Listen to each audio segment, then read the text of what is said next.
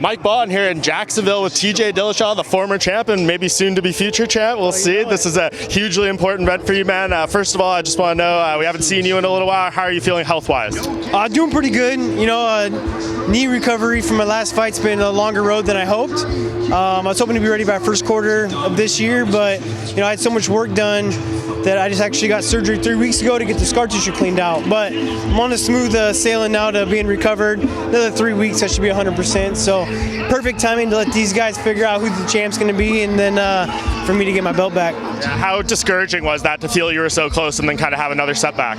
Yeah, man. I mean, 2-year layoff, right? And then having to blow my knee out and have to be out for almost probably a year, right? I mean, it sucks, but you know, luckily enough, I've kept myself busy. I'm financially stable. I got a lot of jobs outside the cage that, you know, I'm back to fight because I want to, not because I have to. Yeah, that's great. And obviously a huge bantamweight title fight here. Aljamain and Petr are going to unify the belts. I know you're out here as kind of a guest fighter for the UFC, but was it important for you to be here and see this fight in person? Yeah, I was already coming out on my own anyways, right? And they're like, oh, you're coming, be a guest fighter, right? So I wanted to be here. I wanted to see the fight. I want to promote it because, like, look, man, that's my legacy, is getting that belt back. And being here is important for that, you know. I mean, I don't go to many of the fights. I don't even watch that many of the fights unless I have some personal interest of possibly someone I'm fighting or a friend that's fighting, right? So this one, I got my eyes open for it.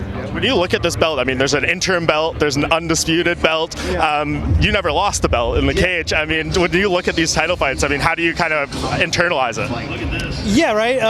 Especially with the situations going on right now with Sterling, right? I mean, he got that title win by DQ, and kind of played it up a little bit too, right? So I think Petr Yan's the real champ. I think he's going to show that. Look, we're in the world of MMA. Anything can happen. Sterling's a very strong competitor, great grappler, but all-around athlete. I think that Petr Yan's more of the fighter, right? He's got that mentality. And he's the guy I expect to fight coming up here at the end of the year. Yeah, if Aljamain was going to win this, how do you think he would get it done? How do you think both guys would get this done? I mean, Aljamain, he definitely has to out-grapple him to get the fight done. I mean, to be honest, you'd have to probably submit him, because I just don't think he's going to be able to keep that pace up to keep him down, and his striking is just not dangerous enough to make Yan believe in it. So I think Yan's just got to stick to the same game plan he did last time, be patient, make sure to defend the takedowns, and kind of dominate him. Don't throw any illegal strikes. Yeah, 100%. Yeah. So Yan's the guy you want to fight. Perfect world. When would this happen? Yeah, Yan would be the guy to want to fight. You know, I'd say like September, October even. I mean, shoot, they're going to Abu Dhabi, October 22nd. I think it'd be pretty dope. Always want to go to the Middle East.